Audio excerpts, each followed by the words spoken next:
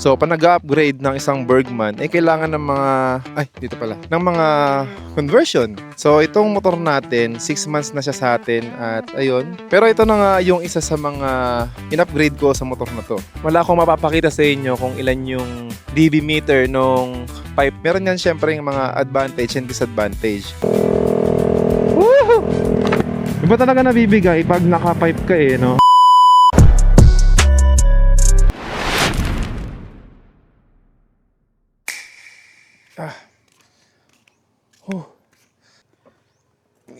Yeah.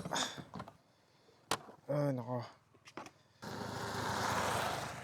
So, yun long time no vlog. So, ngayon na lang ulit ako mag-vlog about dito sa ating Bergman Street X 125 na super stock. Wala tayong in-upgrade na kahit anong accessories dito sa motor natin na Bergman Street X. So, meron akong in-upgrade na isang bagay na makakatulong sa speed ng motosiklo natin. Siyempre alam naman natin na hindi ganun kadami o kalawak yung accessories na para sa Bergman Street X or Bergman, di ba? So, pag nag-upgrade ng isang Bergman, kailangan ng mga, dito pala, ng mga conversion, di ba? Sa mugs, sa brake lever, sa brake caliper, basta madaming kino-convert basta Bergman talaga, mahirap yung pyesa niyan, mahirap yung mga aftermarket na accessories, di ba? So, may makikita kang mga accessories sa Bergman pero sobrang minor, mga sa windshield, para dito sa side mirror, mga stickers, tapos yung mga garnish sa windshield, ano pa ba? May mga sticker, may mga floor padding like yung mga nilalagay sa may footboard ng Bergman. Merong mga nilalagay na rubber matting, may mga metal matting, yung mga ganun. Pero ito na nga yung isa sa mga in-upgrade ko sa motor na to. Ano nga ba yung plug and play na pipe sa Bergman Street X? So bago ang lahat, this is Dinaki Moto at welcome back sa ating channel. At kung di ka pa na-subscribe sa ating channel, mag-subscribe ka na. At wag mo na rin kalimutan pindutin ang like and notification bell para updated ka sa mga upload kong video tulad nito.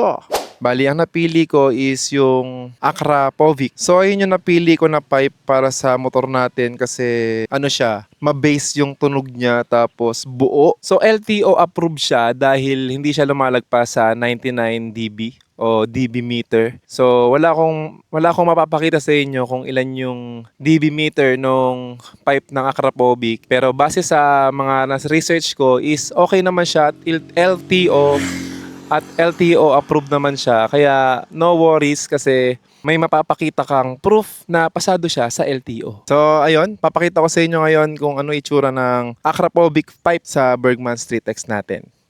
Let's go! So ayun guys, ito yung Acra Povic na pipe natin na nabili sa Shopee. So ito siya, ayan ang itsura niya. Siyempre, mas naging malinis tignan yung banda rito sa right ng motor natin dahil wala na yung malaking stock pipe ng Bergman. Bali, naging naging mapayat na siya pero malaki pa rin tignan. Pag bumili ka nito, may kasama na siyang bracket na isang piraso. Siyempre, bakal din yan.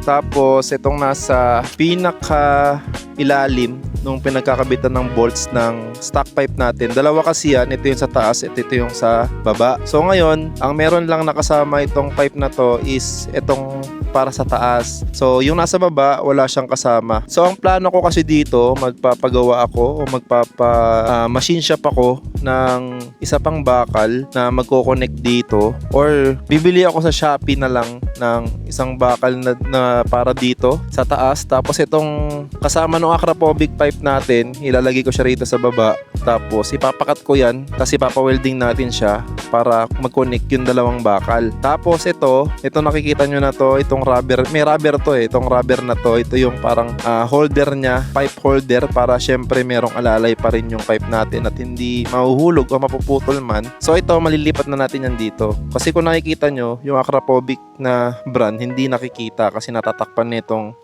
pipe holder natin. So pag meron na tayo nung papa-DIY natin na o ipapa-machine shop o papa-welding natin na bakal, is makikita na yan kasi ito, malilipat na yan dito. So ganun yung magiging itsura ng pipe natin. So pag nakapagawa ko na yon, yung bracket para sa pipe. So mas malinis na siya tignan at syempre maibabalag ko yun sa susunod na video natin. So ito kasi okay naman siya, matibay naman. Pero syempre nag-worry pa rin ako lalo na ma-vibrate yung syempre yung kalsada, malubak. Syempre umiinit din to. Once na umiinit na to, magkakaroon ng friction yan dito sa bakal kahit may rubber pa yan. Syempre mag-iinit yan dito. Tapos syempre ito yung bolts niya nakakonect sa makina. So syempre pag uminit yung makina, yung init niyan pupunta sa bolts, gagapang papunta rito. So nagkakaroon siya ng friction. So iinit yan. Tapos hindi rin siya ganun kakapal. Ayan. So manipis siya. Parang kasing nipis lang siya ng piso. Ganun yung nipis niya. Teka, may piso ako dito eh.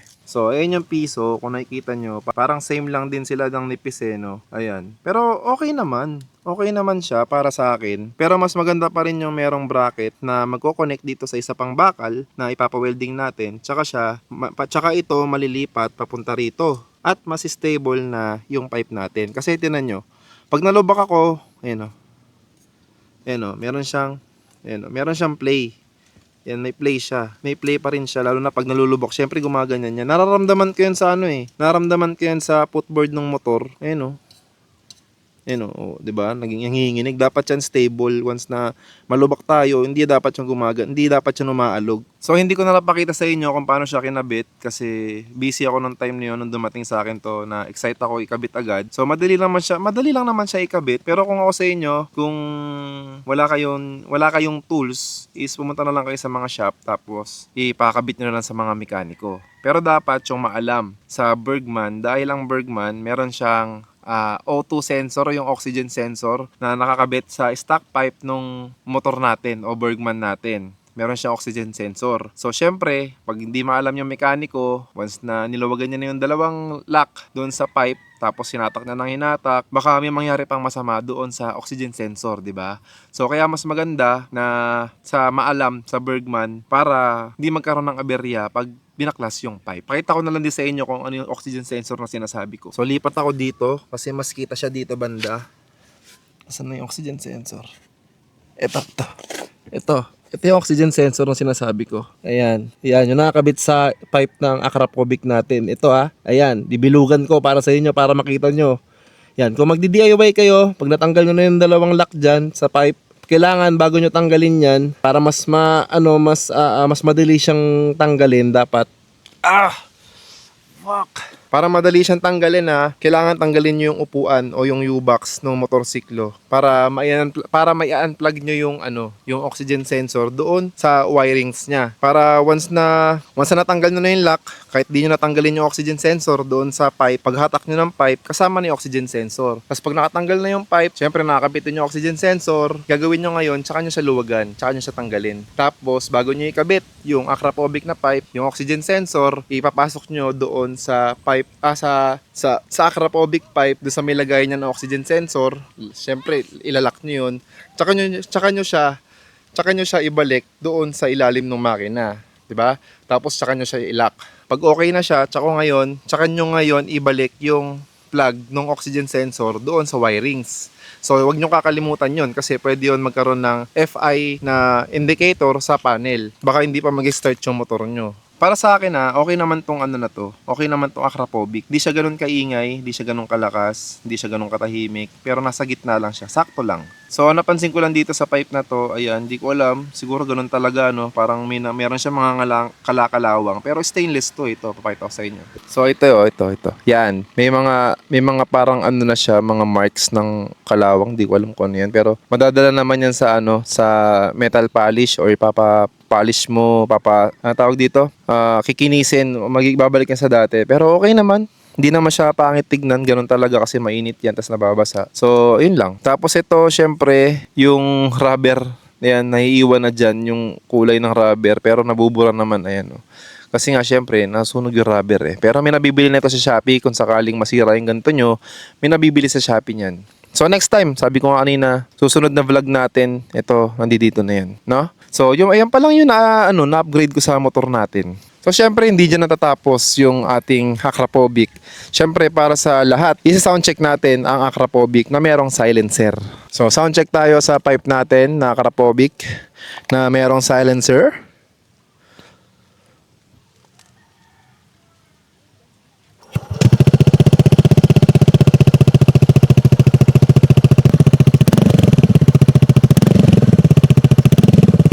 Hey! Yan yung sounds niya na mayroong silencer. Ngayon, gagawin natin, tatanggalin natin ngayon yung silencer. Bali, naka-open siya. So, madali lang siya tanggalin kasi meron siya ditong bolt sa ilalim. Yan o. Madali siya tanggalin.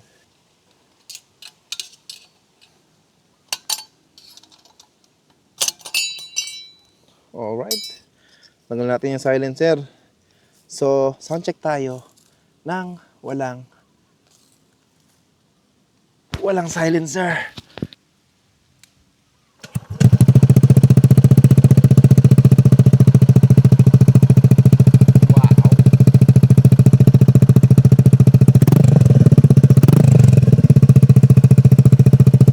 Lakas no? Parang naka big bike. So yun na yun. So okay ba? Ang ganda ng tunog na Akrapovic, di ba? So syempre, pag may Akrapovic ka or naka-pipe ka, or Akrapovic na yan, meron yan syempre yung mga advantage and disadvantage.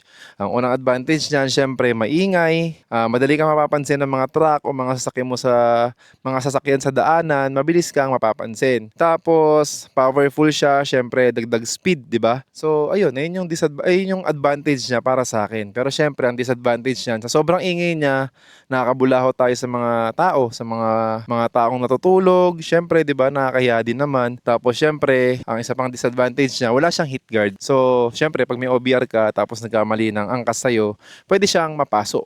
Pero syempre, okay na 'yun, 'di ba? So, paalalahanan mo na lang yung jowa mo na dahan-dahan sa pagsakay baka mapaso. So, syempre, delikado rin sa mga bata, kaya wag niyong ipapahawak o lapitin ang mga bata na lalapit sa motor niyo na galing sa biyahe. So yun lang, tara, test ride natin ang Akrapovic Bike. Open na natin ang ating motor. Kasi malalobot na yung mic ko no? Hindi ko na-charge. Yan, let's go. So yan meron tayong silencer sa motor, sa Akrapovic natin. SG.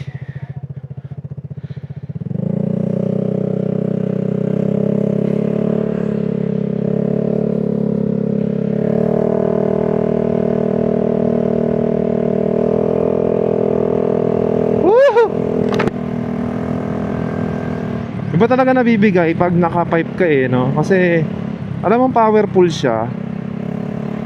Tapos dagdag na rin sa speed. Kaya hindi ganoon katahimik yung pipe natin. Kasi syempre hindi nakatono yung panggilid natin para sa gantong pipe. So syempre kailangan din kasi natin itono yung panggilid natin para umakma doon sa pipe natin. Tapos syempre yung bigat pa natin, di ba? So kailangan natin ng adjustment sa CVT para hindi ganoon kaingay yung pipe. So hindi ko lang alam kung naririnig ngayon kasi nasa loob na ng helmet ko yung mic ko. Tapos naka-close visor ako. So try natin tanggalin yung visor, iangat natin. Ayan oh.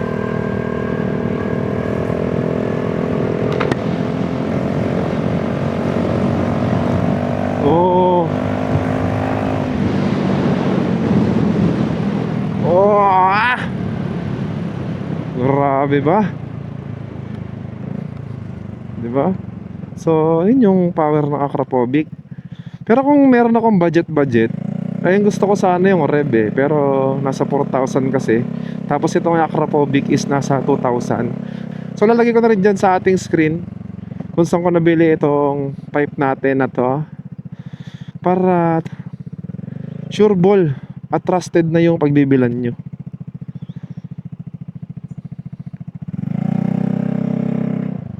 Angas no. So maangas ang ating pipe na Akrapovic pipe. Let's go.